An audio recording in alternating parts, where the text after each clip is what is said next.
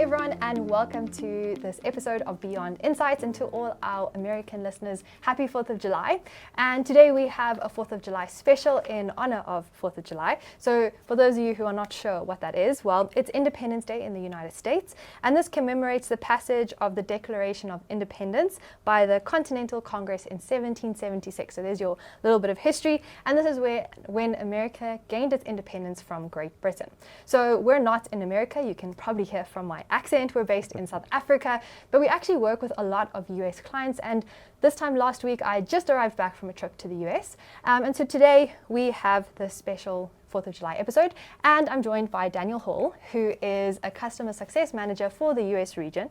So we're here to find out a little bit about how it is working with that region, get some insights if you're thinking of going into working there, or if you are someone who is based in America, just to find out a bit more about what it's like working in that area. So welcome, Daniel. Thank you, Jody. Thank you so much for joining us. Of course, lovely to be here. To get started, I've done a lot of talking, now it's your turn.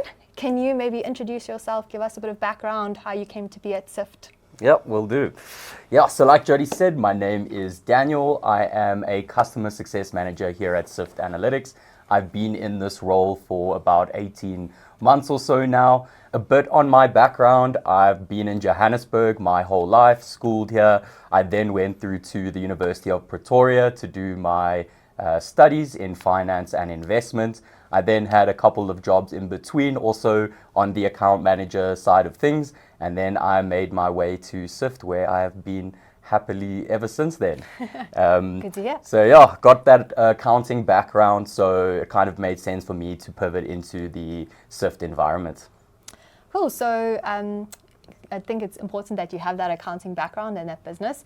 So can you give us a little bit more of an insight into what you do at Syft Analytics? What would your day-to-day role involve? All right. So I'm dealing with customers that are already existing. They've gone through all the channels, and I'm basically responsible for keeping them on Syft. Part of my role is training all the clients, making sure that their staff and any users, even different clients of the people that I speak to, are able to use the platform, generate the reports that they're looking for, and essentially get what they pay for. It's my job to make sure that they signed on to Syft with a purpose. They're trying to generate a specific set of reports, or they're trying to get certain insights.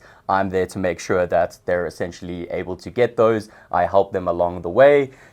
Some of you who are familiar with Syft, you may have seen me on a couple of webinars or on some trainings. So yeah, it's a lot of training and kind of guiding of the clients to get the best out of the system and the service that we offer. So I think I really like how you summarize it. Obviously, there's like the day-to-day training, or like being on demos or showing people how to use it. But the ultimate goal seems to be making sure that people get value for money. They're getting what they paid for. So I think that's a really good top tip for anyone who's going into customer service, wherever you are, whether you're in South Africa or you're dealing with clients all over the world, to make sure that you kind of know what your goal is, and it's to make sure they get value, and then you figure out how to do that. So yeah, 100%. I always try and make it part of my initial meetings with the customers to find out exactly what they are looking for. And the approach that I take personally is to find out and try and get, if it's a specific report or some insights that they need, I try and get that kind of sorted within the first couple of weeks, so that once they've paid, they have a deliverable that they're able to use, almost like a bit of a test or a sandbox. And then from then we can roll it out across the rest of their clients, or wherever it needs to be rolled out to, essentially. Awesome. So really great insight, like right off the second question there. So next up, as I mentioned before, you are based in the US region. Yes. And that comes with some interesting hours, which we'll touch on a bit later. But can you give us some insights in what it's like dealing with people in America and with American customers, and anything that you find unique about American customers? What I will say about American customers, and whether that's United States or Canada, is I feel like they put a lot of value on the support that they receive. If you're able to kind of provide them with feedback, if there is a query that they have, and you kind of keep them in the loop and follow up with them, let them know exactly what's going on, they are very receptive to that. I've also found about them that they are quite open to your ideas. If they kind of stuck in a certain way of reporting, or even they've got their stuff set up in a certain way. On Syft, it may be slightly different. They're generally quite open to seeing the way that we'll present it, and then we can kind of educate them and help them to build what they want on Syft as well. I think that's awesome. I think, I think it's awesome they demand, or not demand, that's the wrong word, but they like expect a really good level of customer support. Yeah. Because I think that, makes us rise to the challenge to give them good support. And being open to new things and innovations and stuff, that's a really positive point there. I think I would also say what's surprised me about working in the US region, because it was my first time working with the US and Canadian clients, was the diversity of the people. Obviously, coming from South Africa, we're a rainbow nation. We've got pretty much every culture you could think of. I was very surprised by the fact that I have met with people who are based in America or Canada, but they're from Asia, Africa, pretty much anywhere from around the globe. So if I thought that South Africa was diverse, I would say the US probably tops us there. No. I think it's a tough competition. I'm proudly South African, so I'm it's going to be tough to convince me. No, but I agree. It's definitely very diverse. So I think obviously we're speaking about the North American region and the USA because that's where you deal with mostly. But I think at the end of the day, there's a lot of lessons that are generic from clients. So maybe if you can share some insights that you've learned from speaking to clients, helping them implement Syft. Obviously, your experience will be mostly from North America. But what are some of the things that insights you've gained from dealing with different clients? I think it's important to note when it comes to supporting clients and training clients is that there's no real one size fits all when it comes to that. Different practices or individuals could be receptive to different kind of forms of training and different forms of assistance. So it's really kind of taking it case by case and kind of going back to my initial point about finding what that pain point is or what the goal is. So whether that client is a massive accounting practice or a single business, I think it's very important to just find out what's the goal. Because once there's a goal that you have in mind and that they have in mind, it really makes it easier to align your paths to go through and essentially achieve that. I think, that makes a lot of sense. Obviously, I'm involved in the training. Dan and I do lots of training together. And we often find that, the training you need to give depends very much on how well the person already knows the system, but also how technically savvy they are, So some clients, digital and cloud and computers might be very new to them. And so you need to have a different approach to someone else who's going to be very frustrated if you're telling them, this is how you click your mouse, So you have to get a good understanding. And that's what I'm hearing from what you're saying. You need to understand where your client's at and understand, as you said, what they're trying to solve. And then you can kind of figure out the best way to assist them. Yeah, definitely. And I think you also, on that point, you have to be quite patient. Like, as you said, some people are very tech savvy. You show them something once and then the next week they're showing you how to do something. And then on the other side, there may be certain people where you show them something and then the next week you kind of have to show them the same thing. So it's also a lot of patience, but it's very important to, like I said, just understand what they're looking to achieve, understand that it's not going to be the same. Some people will take a week, some people will take a month, some people will take a year. So that's what I'll say on that. I think, it comes down to listening more than speaking. So obviously we're doing lots of speaking on this podcast, but when you're dealing with clients, I think, there's a ratio. I'm sure there's a saying. You've got to listen a lot more than you speak to actually truly understand. Definitely. Okay, so next one. So obviously dealing with clients, I'm sure most of the time they're happy. They're always of just course. giving praises. The client is always right as well. No, definitely. That's for sure. But I'm sure, every now and then, maybe there's a client that's not quite, happy with the service or what the product's doing or just whatever it is. How do you, what have you learned about dealing with conflict resolution and then also maybe as a kind of a second point, problem solving when it comes to, dealing with client issues? I would say it also comes back to like if there is a problem, so if there's a conflict that needs to be resolved, it's also asking the right questions and trying to understand if they're upset, what are they upset about, and like why are they upset. And then it's also, like you said, listening, finding out what the problem is, and then also even if maybe I can't sort it out myself, it's also about speaking to a broader team and kind of getting assistance from the wider team. And with that, it's also, you always have to be patient, because sometimes people will come in a bit hot, they'll be fuming about something, but then maybe it's just they're not using it correctly. So it's also, understanding tone and behavior and like body language as well. Even though it's mostly on Zoom meetings, it's very easy to see if someone's upset or, sad about something. So it's also just kind of reading those cues, and like I said, just finding the problem and then taking your time to work through it with them. And I think that what I've seen when we've worked on some issues together, you're very good at kind of seeing it through till the end. Yeah. I think if someone comes through and they're upset, I think the only thing in life is you're going to make a mistake at some point, right? Of course. Obviously we all strive to be perfect, but at some point we're going to miss an email or reply a bit late, or something's going to go wrong.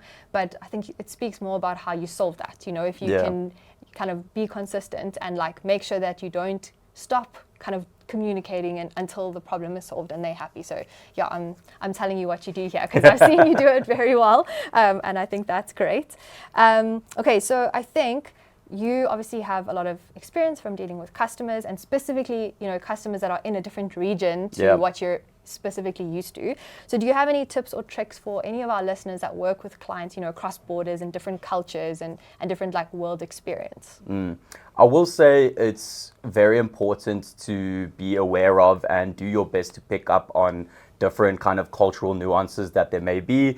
Certain people react to certain statements or words differently. I've learned that also, being in South Africa, we have an interesting kind of combination of languages. I myself, I've got a bit of Afrikaans, a bit of English, so I use a lot of slang. So it's important to kind of, when you're in those meetings or those situations, use language that the people can understand. And then, as time goes on, I've had a couple of, situations where I've got quite close to the client or the customer. As we go through, they're like, okay, Daniel, teach me some Afrikaans or some slang terms. I obviously don't teach them any of the bad ones. No. We would never do that as South Africans. But yeah, I think that's one thing to add there.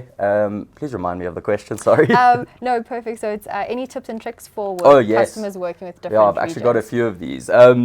Specifically, if you are working with US-based customers, I would always recommend, unless you know them off by heart off the bat, have an app or a list or something like that that lets you know about the different time zones that your customers are in.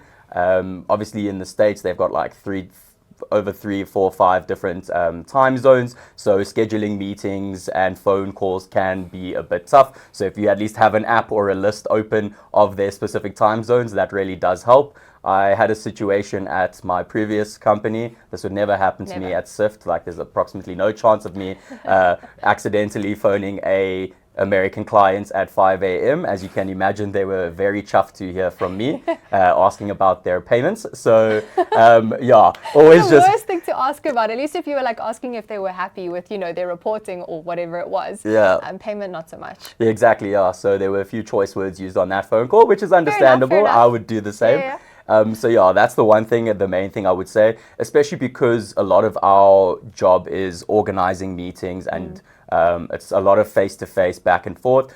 Having the time zones kind of sorted, it makes it very easy to jump on a call and say, okay, cool, I know you're in Eastern, let's set up a time for next week, Wednesday, 10 o'clock. Just kind of makes collaboration also much easier.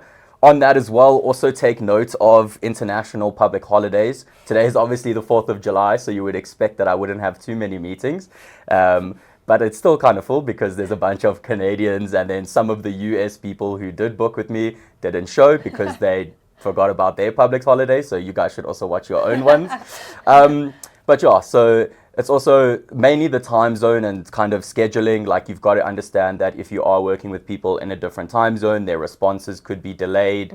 There could be, and that could lead to issues. If it's like an urgent issue and you're only replying to them every 8 hours or vice versa, that could kind of stop the delay or stop the issue getting sorted, which could kind of build up to additional problems. So yeah, just important to make sure that your communication is also, always clean. Yeah, and I think obviously we account for a lot of that by working different hours for different regions. Yeah. But I kind of work normal-ish hours, and you have to keep that in mind. You know, if you will work with implementations and there's a US client, I'm like, I need to make sure I've responded by 2 p.m. my time, because that's 8 a.m. their time, and then at least there's no delays, you know. So you really have to kind of keep that in mind, so that you don't, as Dan says, take 3 days to solve one issue, because then no one is going to be happy about that. Yeah. And yeah, I like your time zone app. When I first started here, it used to confuse me a lot. And then you get it sorted, and then there's daylight saving. And now everything is different. Oh, yes. So I also took your tip there. I have an app now. That's great. But I do like what you're saying about making notes of where clients are, because you know, you think you'll remember, but there's a lot going on. So. And I also use that as a bit of an icebreaker when it's like an onboarding or my first meeting with a client. We have a system, so I can technically see where they're based, but I generally like to throw that in there as like one of my first questions to get an understanding. I'll always say, hey, where are you from? They'll say and give me a little bit of a background, and then I always play this game with them. I always try and ask them where they think I'm from. 99% of the time they'll say I'm from Australia. 1% of the time they'll say England. Nobody ever guesses South Africa unless they have like a South African colleague or something like that. So it's always good like to kind of build that rapport with them, make it slightly less, you know, formal to start. Also then, because then they'll get to kind of know me a bit. I'm that guy. I like to crack jokes. Obviously, when it needs to be serious, very serious. But also do like to get the bit of the banter flowing, because if you can create that kind of rapport with the clients, then generally they will be more receptive to suggestions that you have or different ways of doing things. And then if there is maybe potentially an issue down the road, they'll be kind of less inclined to come in too hot, and because they know the people behind the platform. So yeah, I do find that it helps to kind of build that relationship with them. I think relationship building, definitely can attest to that. I think not even that they won't come in hot. I think they know that they can, like, they know you, they know that you care, and so they're going to come to you with problems. I know in my experience in auditing, we also used to do something similar. You need to build relationships with the people that you were working with. Of course. And even, I just forgot what I was going to say. It's such a good analogy, and now I've forgotten it. We had managers, and when managers didn't build rapport, their team was nervous to raise issues with them. And so things would kind of drag on, whereas if other managers were more like approachable, people would raise issues earlier. So I think that's something similar. You know, you want to make sure your clients feel comfortable to say, I'm not happy with this, because then you can do something about it, you know? Yeah, and on the flip side, then they're also more inclined to reach out to you and say, you know what, thank you. Like, I'm so happy with this. This is amazing. They'll leave reviews, that sort of thing. So, and that's obviously all we get, right? Oh, yeah. Yeah, none of the other stuff. Okay, cool. So on that, obviously, the United States and Canada is a very big place. I took a flight last year from New York to San Francisco, and it was 6 hours. And I thought it was, just internal. It was very, very long. So it's a very big place. Does your approach differ per state, or, US versus Canada? When you kind of reaching out to clients, what impacts how you would approach them? I would say it's probably less by the state and more on the type of business or practice that they are. Kind of ties back into what we were chatting about earlier, where there's no one size fits all. An accounting practice with 1,000 clients who are just looking to run 1,000 monthly management reports a month will need different assistance and onboarding to a single business who's struggling with cash flow and has got Syft to help analyze that. I'll say it's honestly depends on the practice more so than the region that they're based in. But that being said, there are different generalizations you can make about the different regions. I'm going to make an example similar to here in South Africa. Most people will agree that Johannesburg and Cape Town are slightly different in terms of the vibe, the flow, and the pace of work, and I see similar correlations to like the east and west coast of US. Generally, the guys on the east coast, 10 a.m. is the earliest meeting from what I've experienced, whereas your guys kind of on the west coast and kind of more inland, they'll be taking meetings 7, 8 o'clock. Obviously not everybody, but generally California, all those guys, 10 a.m. starts, which is probably not the same, but similar to Cape Town. So also that also determines things. Yeah. Yeah, I think those generalizations can always be interesting. I always also worked with a team from Cape Town, and they were all lovely, awesome people. But yeah, when I asked them for a 7 a.m. meeting, they were like, "What are you talking about?" Yeah. That's very early. Whereas in Joburg, like at least when I was in audit, like that happened all the time. So yeah, I don't know if it has to do with the further north you go, the colder it gets, so people wake up earlier. That's valid, maybe. I'm not sure, because I found the Canadians, they love a early morning, 7 o'clock. They're ready. So yeah. Interesting. I think it's always so interesting to learn about different cultures, and yeah, to become a global citizen. So that's very cool. So I think we've spoken a lot about time zones. As I mentioned, you work interesting hours to make sure that we really can give great support to our customers. So your team finishes at 11 p.m. local time. And then like what happens, so maybe just give us a bit of insights into, what that's like, but then also what happens between, when you leave and when the customers, come back online. How do we make sure that the day team actually knows what issues they are and stuff like that? Yeah, so here at Syft, we pretty much work 24/7. We've got customer support managers or a product support team that works around the clock. So we've got our team that clocks in. I'm going to put this all in South African hours. We've got what we call our Australasian team. They clock in at about 4 a.m., go to about 2. Then we've got our normal people. Well, we say normal 9 to 5, 8 to 5 South African hours, who work to cater for the UK, and then of course South Africans and Europe. And then we've got myself and our team. We do 2 to 11. We call it night shift. Obviously, it's not completely in the night. But yeah, there's no real kind of overflow. There is always support on Syft, but when it comes to dealing with issues or kind of maybe not problems, but queries or anything like that, we have good internal processes that make sure that the team is always kind of collaborating, communicating. If there's something that I'm dealing with and then I'm done for the day or I need to step out, we've got a lot of internal channels that I can go through and kind of say, listen, can you please help me with this? Can you please help me with this? So yeah, I'd say the most important thing is processes, and also having a team that kind of works together. Our customer support team is amazing. We're almost like a family. We always jumping in to assist each other. And part of that is also being able to like ask your team for assistance. If I'm overworked or like got too much on my plate and I've got some stuff that I need assistance with, I know that I can ask my team, whether that's someone from the US hours or the UK hours, whoever it may be, to kind of jump in and assist. So it's always, there's always a good flow of making sure that things are sorted. No, I think there's some key insights there, like communication and processes. And I think that can kind of override time zones. Obviously, for time zones, it's a big deal. So 100%. Stuff that doesn't kind of like take 3 days to solve. And, the person who maybe needs to help with the query might not be there at that time. But you don't want to wait a whole day. So that's super important. But just in general, like often client queries will come in no matter what industry you're in. And you need to make sure that you actually asking the right people, you're working together, and that it, gets followed through. So yeah, lots of lessons for us all there. So I think we are heading towards the end. It's been a really insightful session. So I just have one more question for you. So what would you like listeners to take away from everything that we've discussed today about customer support and, working globally with different regions? I would say that bald eagles are cool. And please like, comment, and subscribe. Definitely. But on a more serious note, I would say, at the risk of kind of repeating myself here, it's just about finding out what the end goal is and what the key point from the customer is. It's very easy to calm people down or kind of service people very well when you understand them, you understand what they need. So I think that is like the main thing when it comes to being on the customer side of things, is understanding their needs. No, I think that's a really good takeaway. And I think there's definitely a lot to get from Dan's experience when it comes from, dealing with the rest of the world.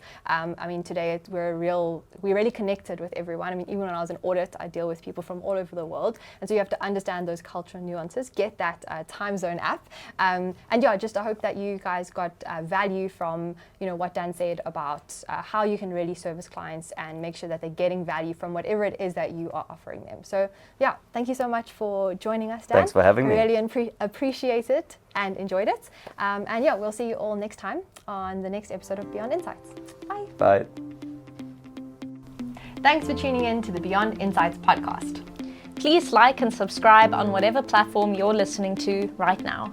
And please share with any of your colleagues or friends or family members that you think might benefit from listening to this podcast. That's all from us. Until next time, see you then.